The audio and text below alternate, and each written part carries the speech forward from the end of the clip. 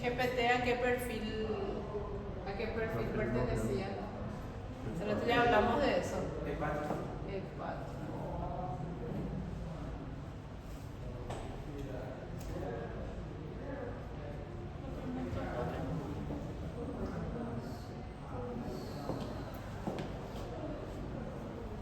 Está muy desordenado su hemograma, no me gusta.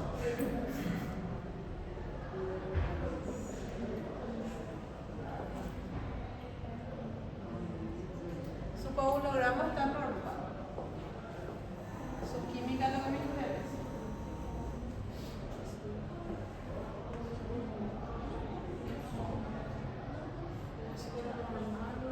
Calcio.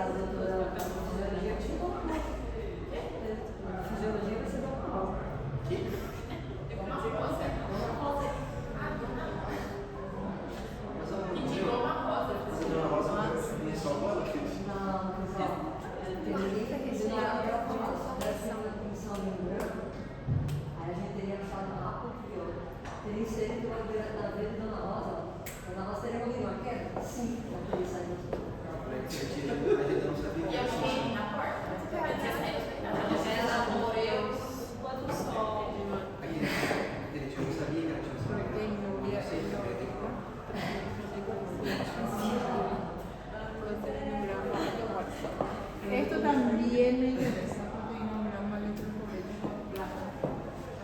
Bueno, vamos a mirar su laboratorio y para que aprendan a interpretar un chiquitito el hemograma.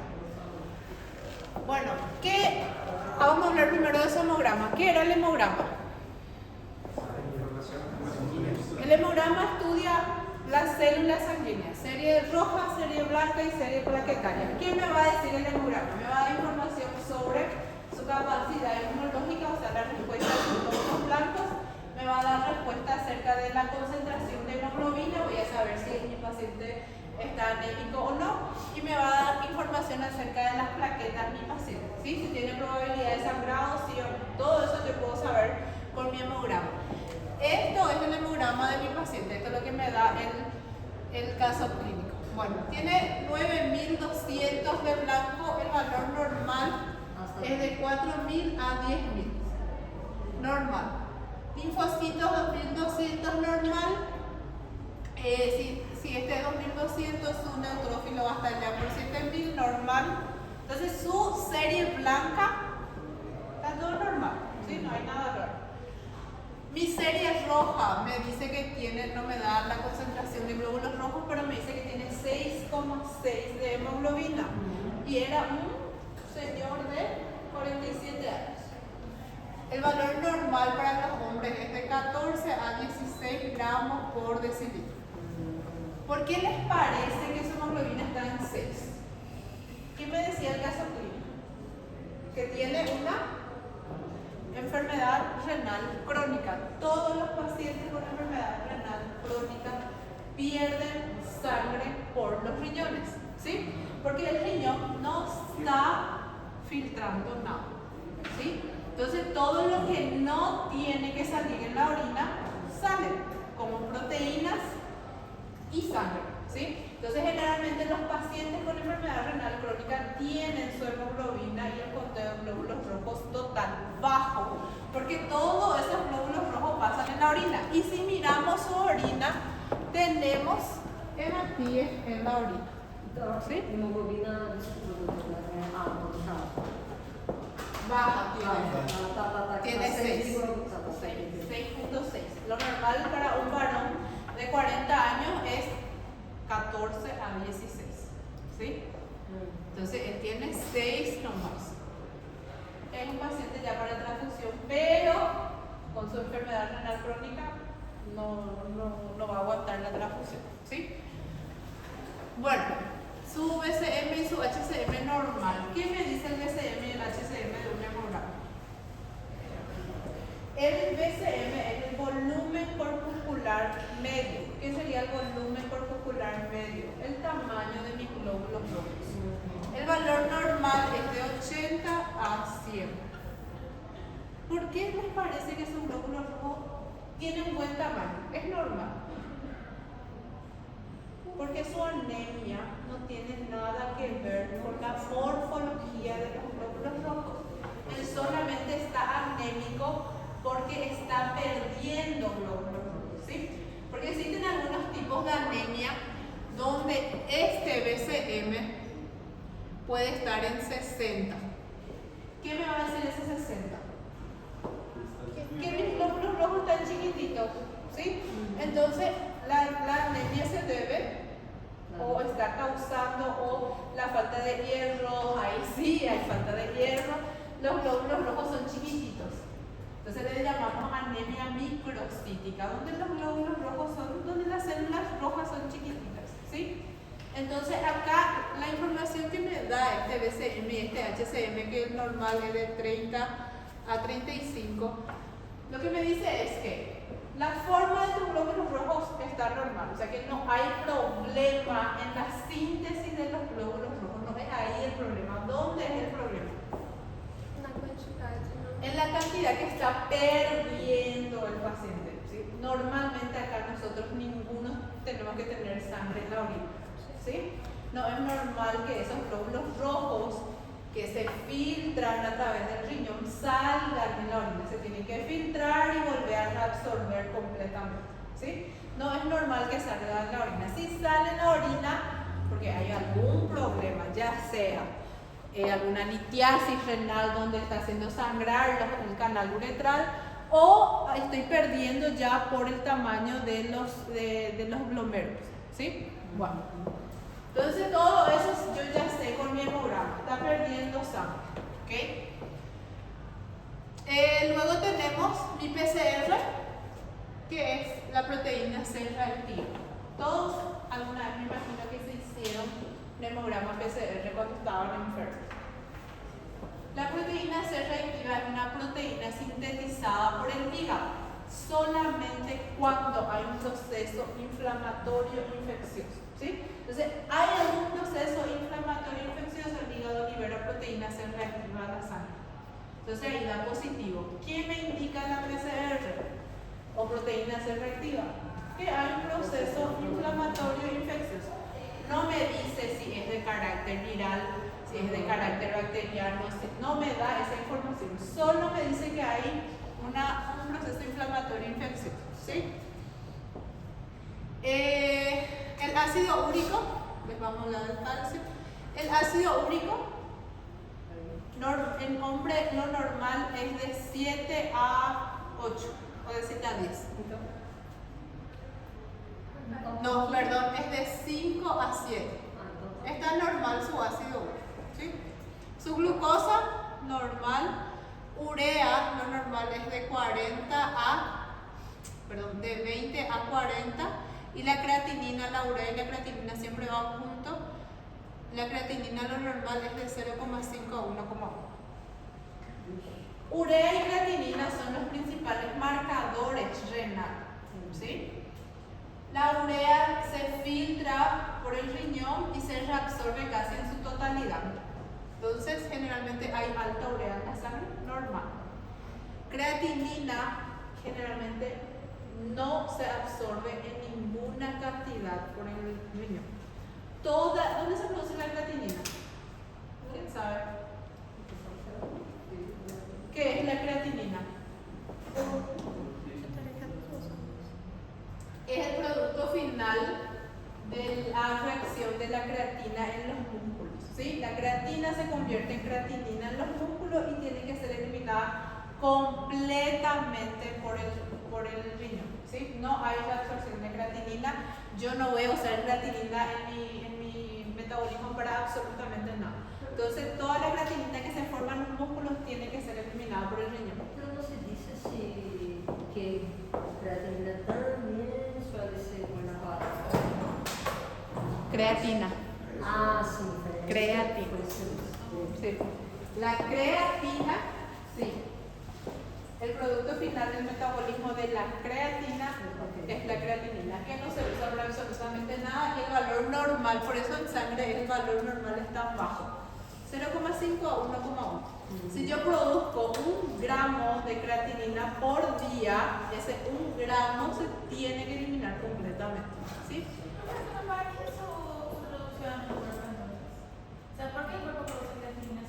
Es el producto, o sea, el cuerpo no produce, se libera como producto final del metabolismo de la creatina en los músculos. El músculo usa creatina y libera creatinina como residuo, como desecho. Exacto.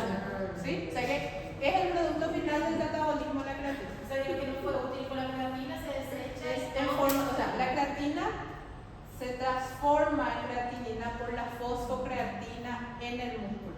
¿Sí? O sea que lo que se usa es la creatina y el producto de desecho es la creatinina, que tiene que ser eliminada completamente por el riñón. No hay reabsorción de creatinina. Se o valor de creatina está alto, ¿es el cuerpo que no está eliminando o el músculo no está sintetizando la creatina? ¿Por qué en los pacientes con problemas renal la creatinina siempre es alta?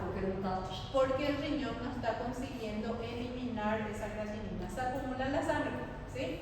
Entonces está pasando cosas que no tiene que pasar, como por ejemplo proteínas. No tiene que haber en ningún caso proteína en la orina. ¿Por qué? Porque la proteína es una molécula muy grande que no tiene que pasar por los poros del riñón, ¿sí? Entonces esta creatinina no se elimina en la orina y se acumula en la sangre, ¿sí? Entonces todos los pacientes con enfermedad renal tienen creatinina elevada. Entonces si ustedes reciben cualquier laboratorio de un paciente de rutina, porque perfil renal es de rutina, y tienen este resultado, ya les tiene que llamar la atención. Siempre que la creatinina está por encima de 1,1, valor normal es 0,5 hasta 1,1 miligramos por decilitro, siempre que ustedes reciban desde 1,8 ya es grave. Ya tiene que indicarle al paciente, al nefrólogo o al clínico para hacer un tratamiento, ¿sí? O sea, nunca tiene que haber creatinina en la sangre por encima de 1,1. Solo hay cuando hay problema renal, ¿sí? Bueno, entonces, nuestro paciente es un paciente ya diagnosticado con enfermedad renal crónica, ya un paciente dializado, entonces ya esperábamos este resultado, ¿sí? Fosfatasa alcalina es una enzima que también hay en todas las células del organismo, normal. Su valor normal en adulto es hasta 140 miligramos por decilitro. GPT está normal, es de 10 a 40 unidades por litro. Ferritina está muy elevada, porque me parece que la ferritina está muy elevada. ¿Qué era la ferritina?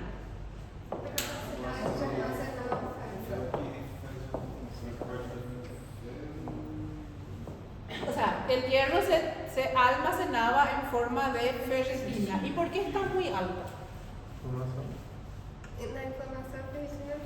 Exactamente.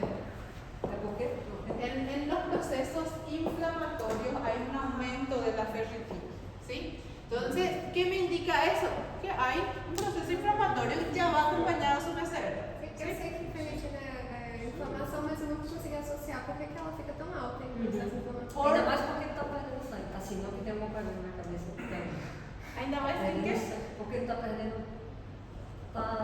Porque generalmente las células inflamatorias se activan en este proceso, entonces aumenta la capacidad de almacenamiento de la ferritina. Aí o que deve estar baixo então é o ferro sérico. El hierro sérico generalmente disminuye.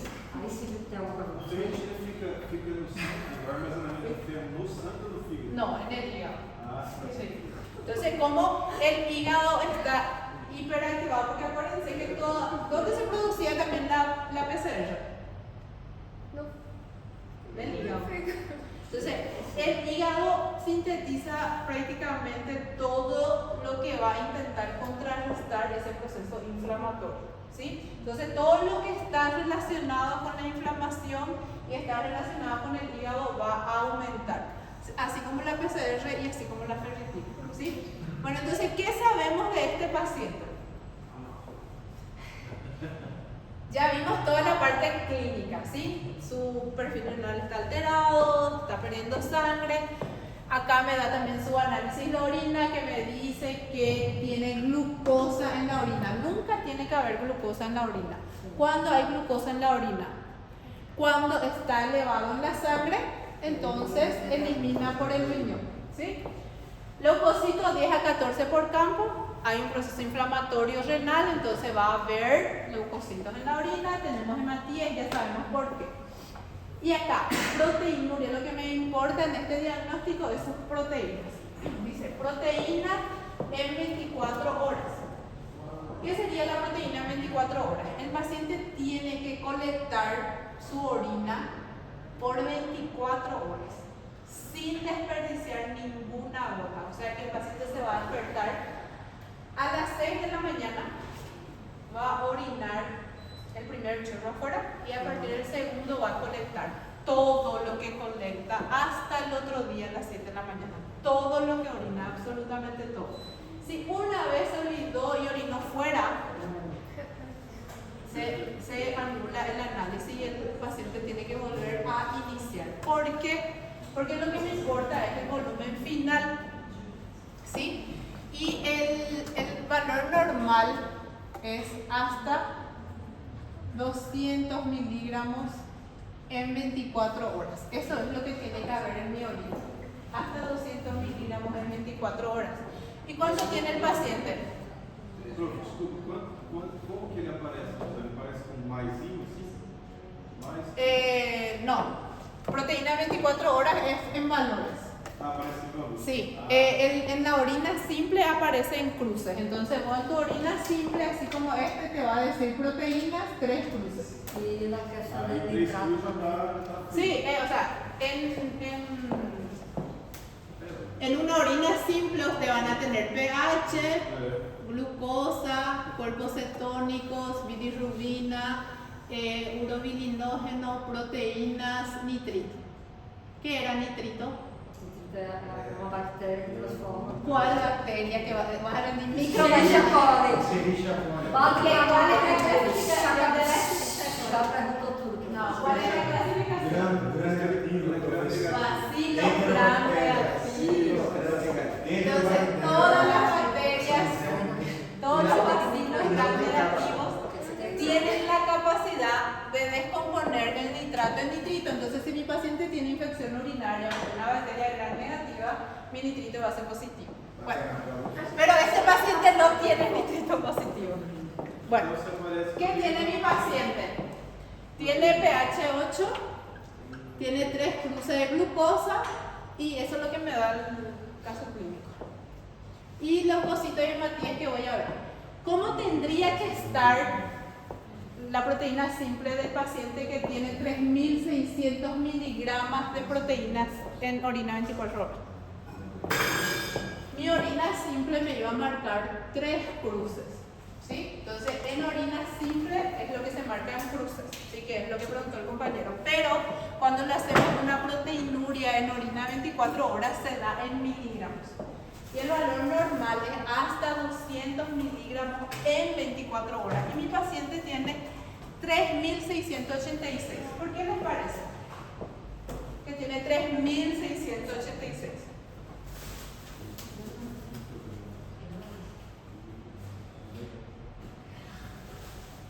¿Por qué?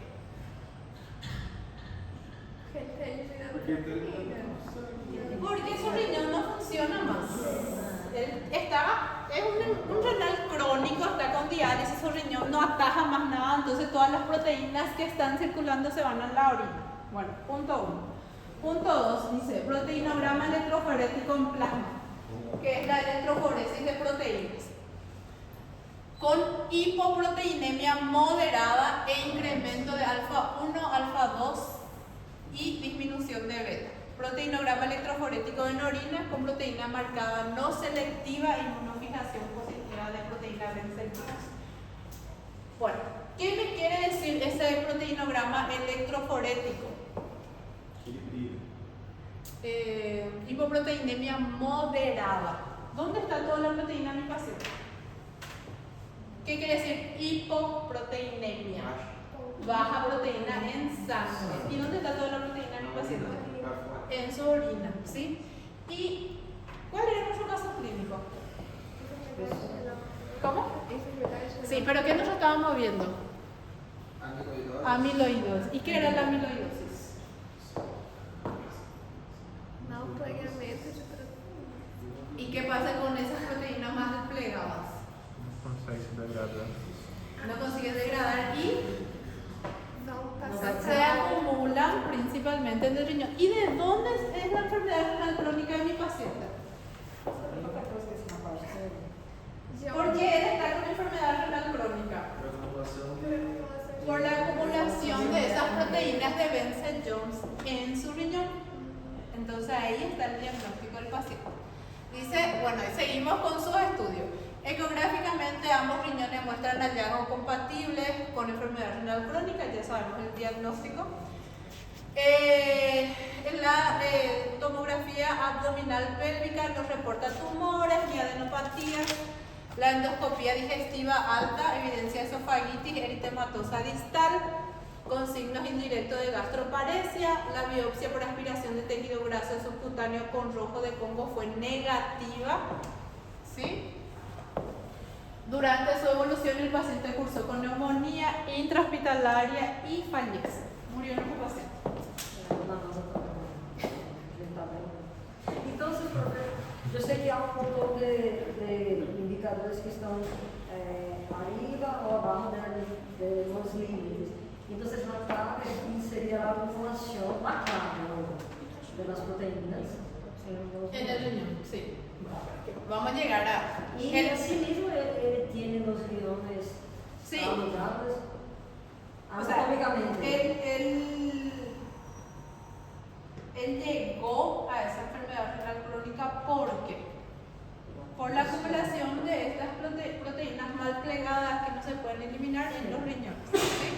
El diagnóstico patológico fue de una amiloidosis sistémica con compromiso mediastinal, pericárdico, pulmonar y renal. Bueno, ¿y cómo yo sé? La forma clínica de este caso más bien se manifestó con enfermedad renal crónica evolutiva hasta el estadio 5, asociado a proteinuria en más de 3 gramos, sin hipoalbuminemia severa ni edema y presentaba diuresis residual. En los pacientes con amiloidosis el riñón es el órgano más frecuentemente afectado. Un 75% cruza con proteinuria, que es el caso de este paciente, 30 de ellos con rangos nefróticos. De los pacientes con amiloidosis renal, el 30% va a requerir diálisis. Estimándose el tiempo promedio desde el diagnóstico hasta el inicio de diálisis de 14 meses y el tiempo de sobrevida luego de iniciar la terapia dialítica de 8 meses.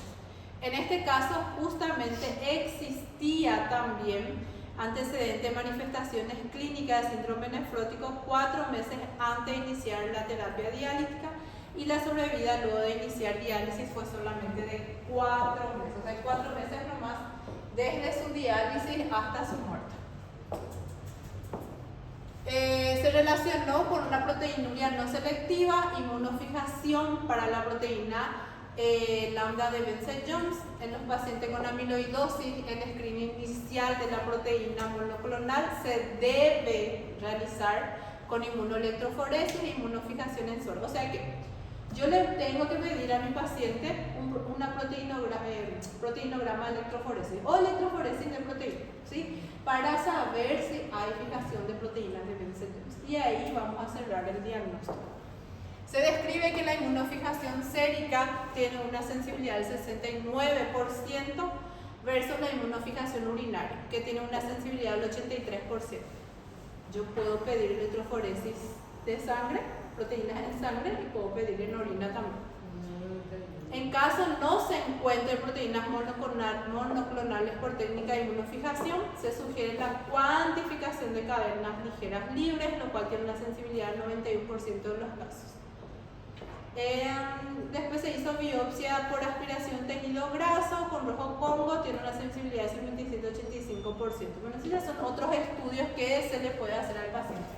Pero con todo este laboratorio que ustedes tenían, más la electroforesis, veces con eso se puede cerrar el diagnóstico, ¿sí? Entonces, si hay inmunofijación de proteínas de Bence-Jones más asociada a todo lo que tenía el paciente, una hiperproteinuria,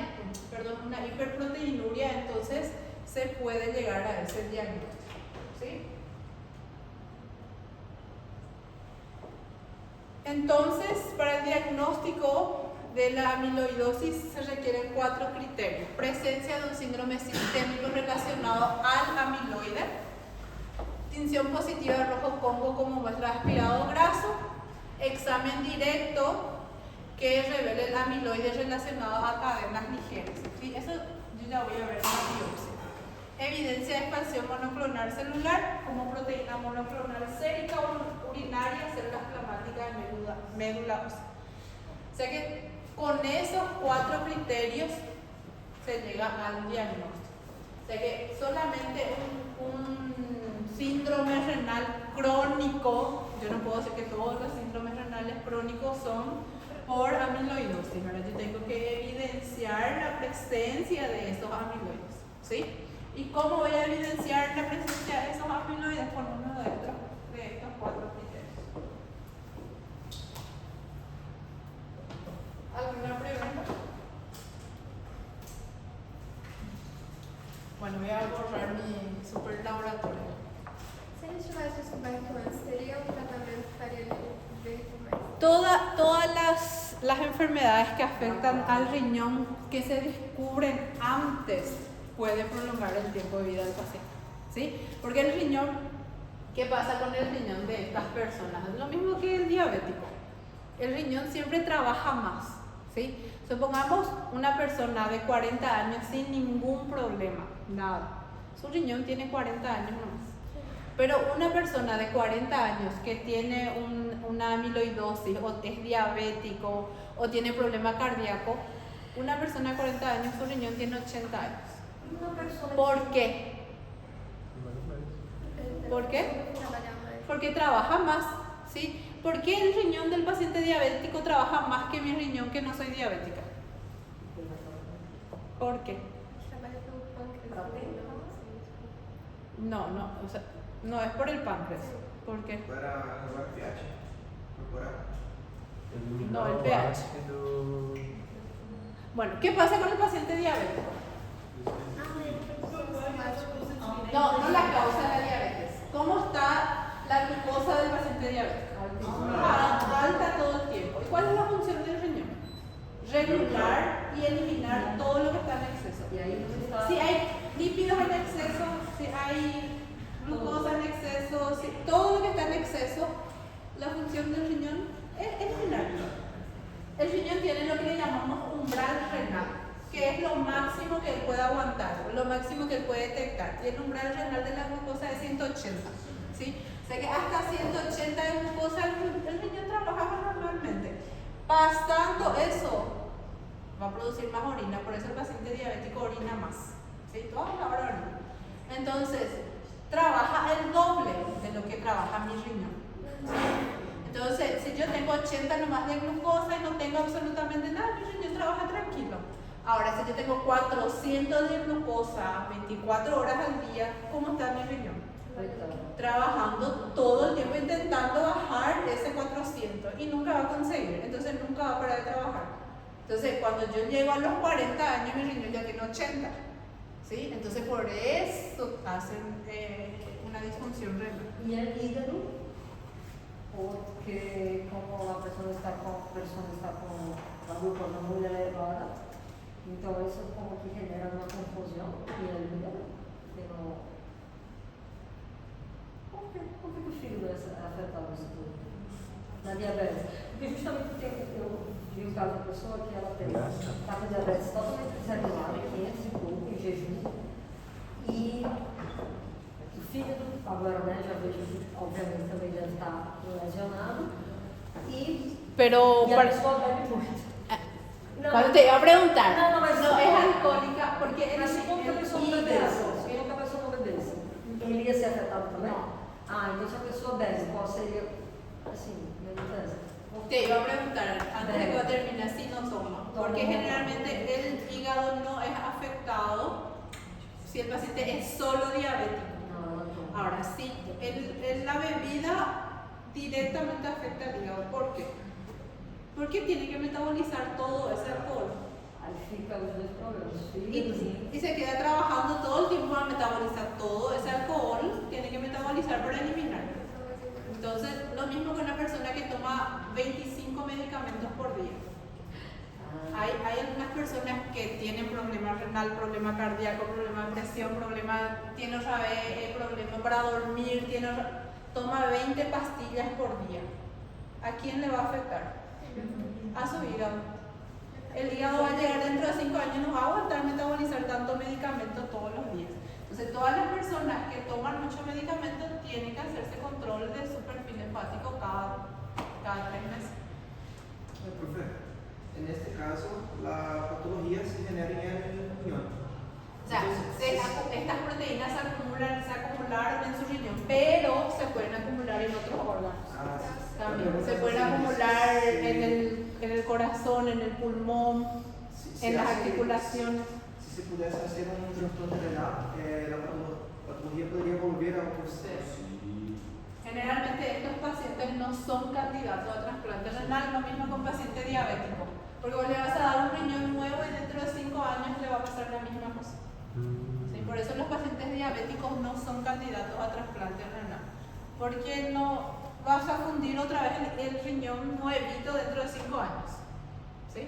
O sea que si un paciente diabético sufre algún tipo de problema en el riñón, no entra como candidato a... Generalmente todos los pacientes diabéticos cuando llegan o pasan los 40 años hacen toque renal. O sea, hacen problemas renales. Casi todos los pacientes diabéticos hacen problemas renales. O sea, los pacientes diabéticos no tratados, o mal tratados. Pero tipo un paciente diabético que se trata de... Y bien controlado. Sí. Difícil que haga, pero si es mal controlado va a ser sí o sí. ¿Por qué? Porque el riñón todo el tiempo va a estar tratando de bajar esos niveles de glicemia y nunca va a conseguir. Y eso es para todo tipo de diabetes. Todo tipo de diabetes. Não só a glicemia, você vai botar fora tudo, sódio, potássio, tudo. Cuando ya se toque renal, sí. Por eso generalmente hacen también hiponatremia, porque su riñón ya no está funcionando, no consigue retener lo que tiene que retener y no consigue eliminar lo que tiene que eliminar, por eso la creatinina se acumula. Está ocorrendo agora com minha abuela. Minha abuela está no hospital e não segura de jeito nenhum o sódio de potássio. E ela tem diabetes e ela tem 84 anos. Y ya tiene problemas renales. Provavelmente, porque não tem sódio de potássio, não fica no corpo dela de jeito nenhum. Y Toda hora tem que ir repor, toda hora tem que ir para o hospital, toda hora. Y porque ya hizo, o sea, el riñón, ¿qué es lo que hace? Filtra todo y todo lo que es para eliminar, elimina. Pero los electrolitos, por ejemplo, tienen que reabsorber, ¿sí? ¿Qué pasa cuando ya hay disfunción renal o hay una enfermedad renal crónica? Todo elimina todo. Y generalmente las proteínas que no pueden pasar luego por los glomérulos porque son muy grandes y los glomérulos son pequeños, ¿qué pasa con el renal? Los glomérulos son grandes, entonces la proteína pasa. Y por eso tenemos 3 cruces de proteína en la orina. Bueno, vamos a continuar, si no, no.